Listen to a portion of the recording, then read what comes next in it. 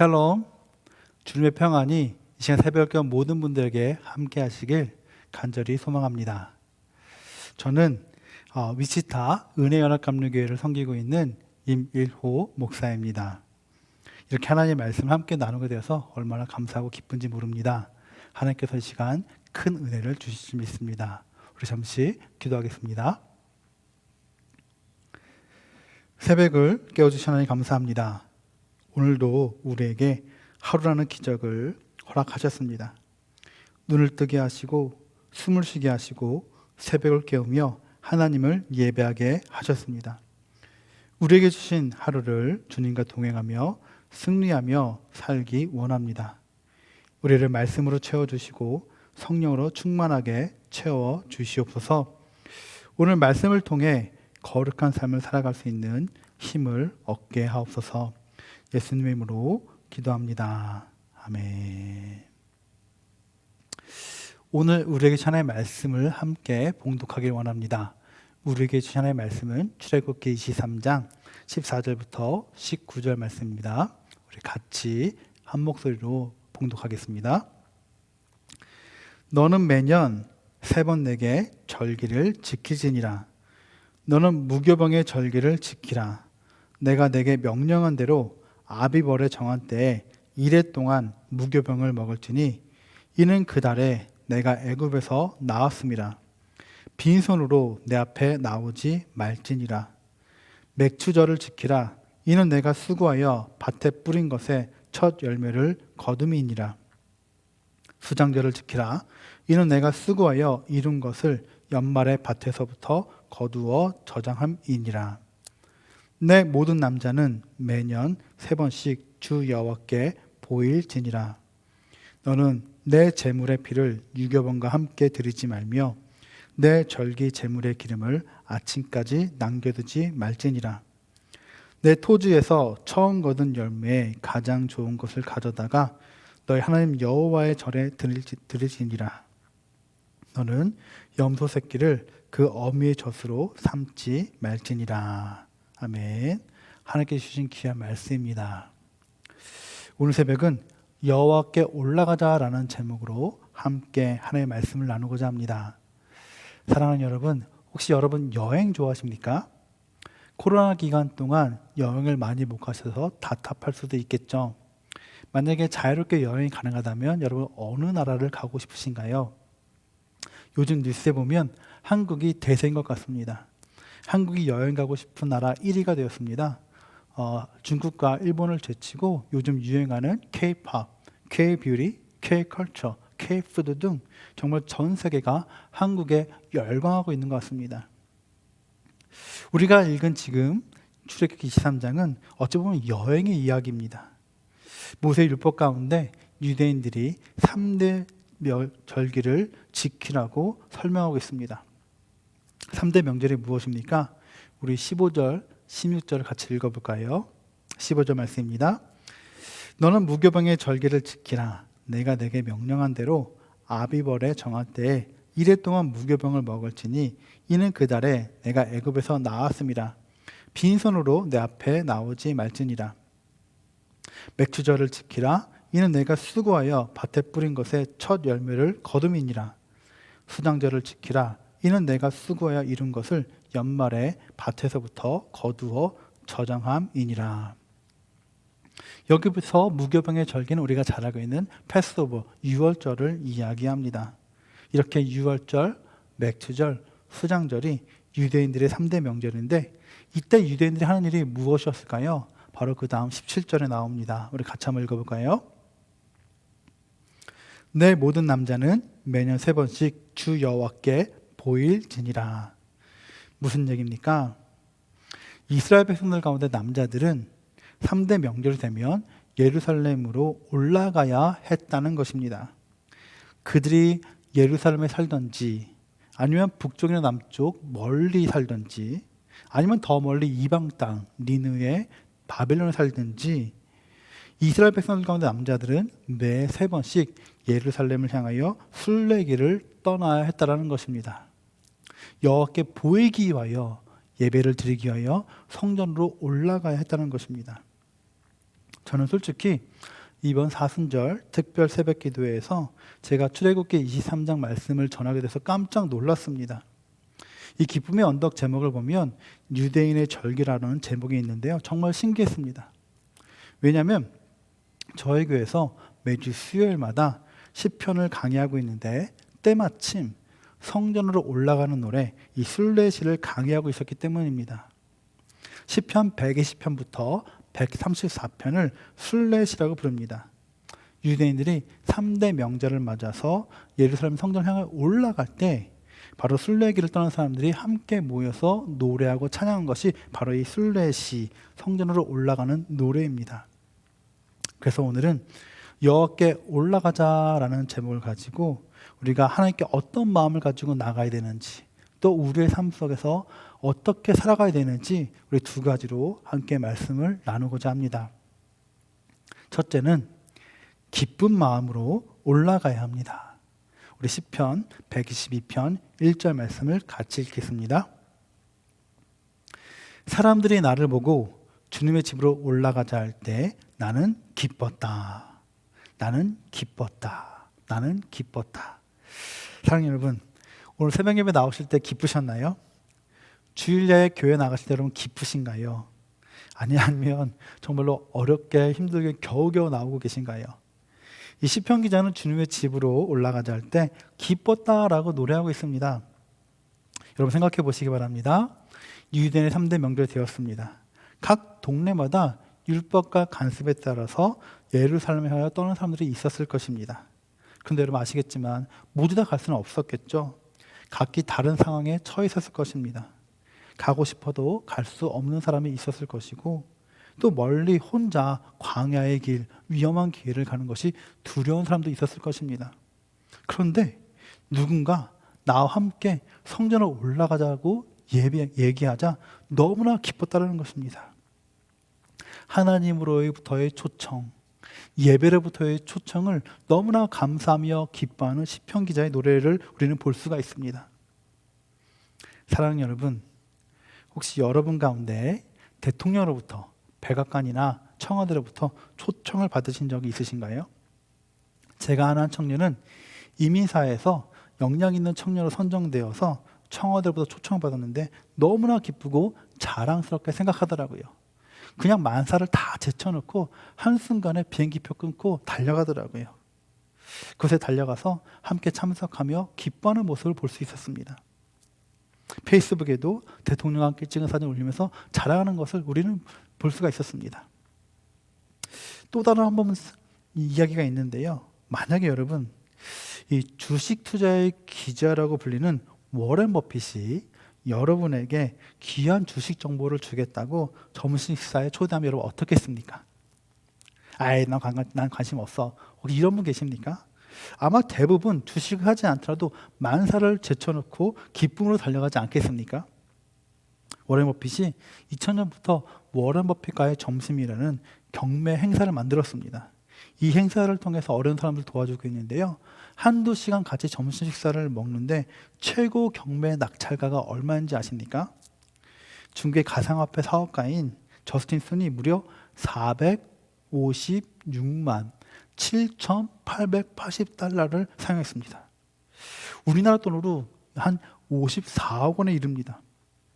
그런데 워렌 버핏이 우리에게 공짜로 같이 점심 먹자고 한다면 여러분 어떨까요? 아마 여기 이곳에 계신 분들도 새벽 예배를 그냥 팽개치고 달려갈지도 모르겠습니다. 그런데 여러분 여기서 생각해 볼 문제가 있습니다. 백악관의 초청, 청와대의 초청, 워렌 버핏의 초청과 만물의 창조자이신 하나님과의 초청과 비교가 되겠습니까?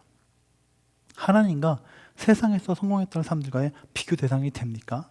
절대 불가능한 일입니다. 그렇다면 여러분, 우리 믿는 사람들이 진정으로 기뻐해야 될 초청은 무엇입니까?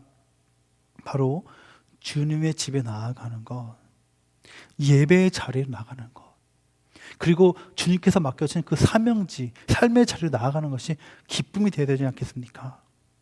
사랑하는 여러분 그런 기쁨이 있으신가요? 하나님께서 다윗을 내 마음에 합한 사람이라고 좋아하셨습니다. 다윗이 왜 그렇게 하나님이 기뻐하는 사람이 되었을까요? 그가 골리앗과 싸워서 이겨서 그렇습니까? 아니에요. 그가 왕이 되어서 그렇습니까? 아닙니다. 그가 하나님이 기뻐하시는 사람이 된 이유는 다윗이 하나님을 기뻐하는 예배자였기 때문에 그렇습니다. 하나님의 전을 사모하는 자였기 때문에 그렇습니다. 하나님의 전에 거는 것을 그 무엇보다도 소중히 여겼기 때문에 그렇습니다. 우리가 잘 아는 다윗에 대한 이야기가 있죠. 이스라엘 전쟁의 패에서 하나님의 언약궤가 블레셋에 있다가 오벳 에돔의 집을 거쳐 드디어 예루살렘 성으로 입성할 때가 되었습니다. 그때 다윗이 얼마나 기뻐하며 춤을 춥니까? 그렇게 춤을 추다가 다윗의 옷이 내려가자 많은 사람들이 그것을 보게 되었습니다. 그 광경을 보던 미갈은 이렇게 책망을 하죠. 왕이 채신머리도 없이 그렇게 일을 행했다고. 그렇게 비난하는 미갈에게 하나님께서 어떤 벌을 내리십니까? 죽을 때까지 아이를 낳지 못하는 벌을 내리십니다.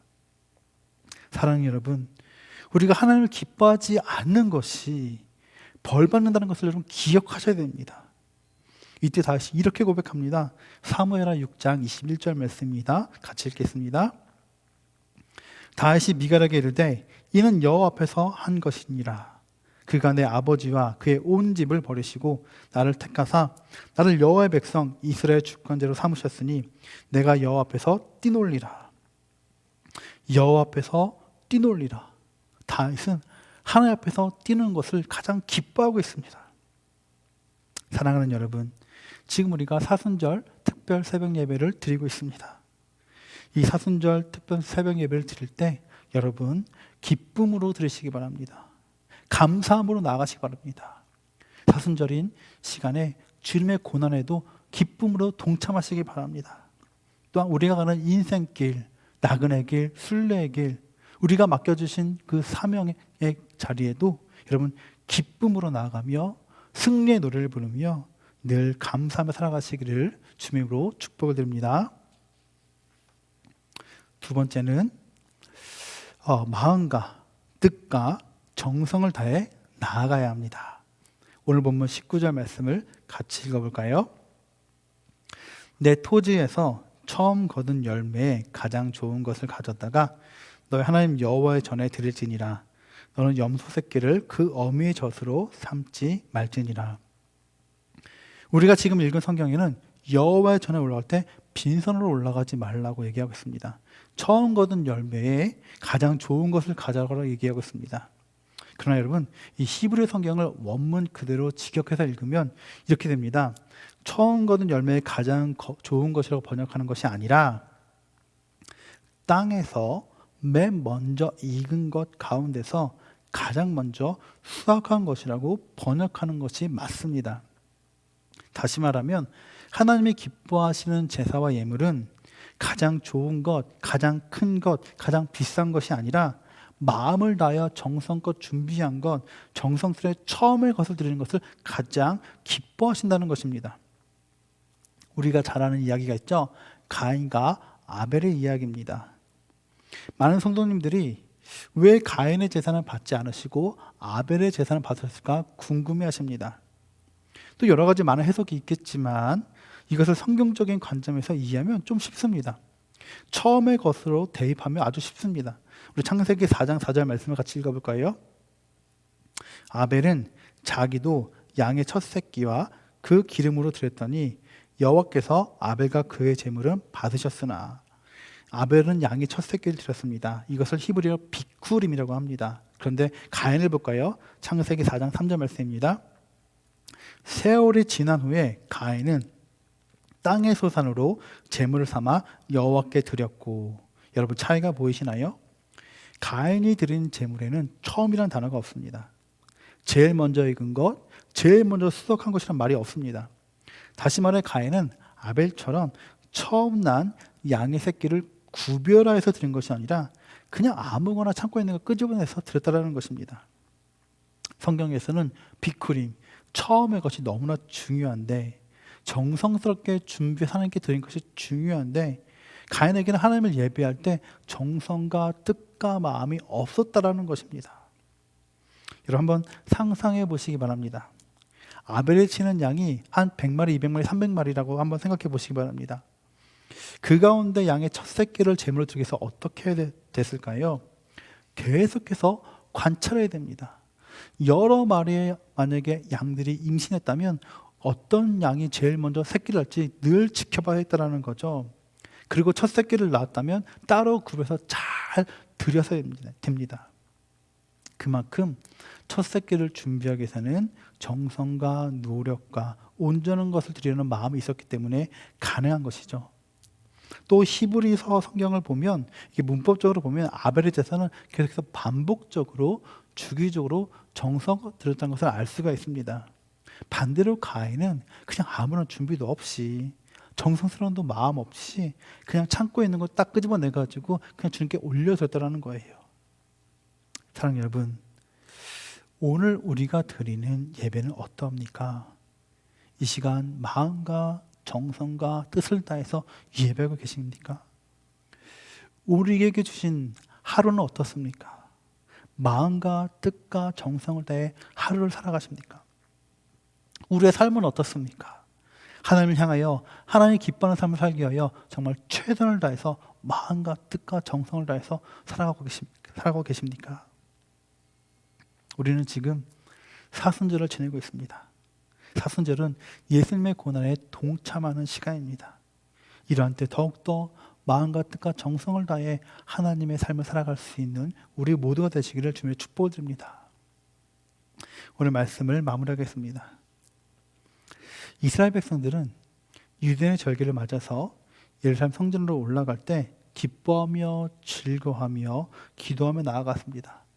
또 하나님께 나아가야 했기 때문에 정결한 마음으로 회개하는 마음으로 나아갔습니다. 또 한 걸음 한 걸음 예루살렘 성전을 향해 올라가면서 예루살렘 성전의 평화를 기도했습니다. 그들에게는 마음 중심에 성전과 하나님이 있었습니다. 그렇다면 여러분, 우리가 질문을 해야겠죠. 지금 우리의 마음 중심에는 무엇이 있습니까? 무엇이 있어야 합니까? 바로 예수 그리스도인 줄 믿습니다. 오늘 예수님을 마음 중심에 모시기 바랍니다. 그리고 오늘 하루 살아가실 때 예수님과 함께 더불어 살아가며 예수의 마음을 느끼며 예수의 음성을 들으며 예수님의 손과 발에 대어서 승리하는 삶을 살아가시는 우리 모두가 될 수 있기를 주님의 이름으로 간절히 축원합니다. 기도하겠습니다. 주님 감사합니다. 오늘 하루도 승리할 수 있도록 말씀을 주셨습니다. 4,000년 전부터 3대 명절이 되면 유대인들은 예루살렘으로 모여 하나님을 예배했습니다. 코로나를 맞으면서 혹여나 우리 마음에 하나님을 예배하는 마음과 하나님에 대한 간절함이 사라졌다면 용서하여 주시옵소서. 주님께 나아가는 것이 인생 승리의 비결인 줄 믿습니다. 기쁜 마음으로 감사함으로 정성된 마음으로 하나님을 섬기고 이웃을 사랑하게 하옵소서. 이 시간 예배하는 모든 주의 자녀들에게 놀라운 평안과 축복을 허락하실 줄 믿으며 예수님의 이름으로 감사하며 기도합니다. 아멘.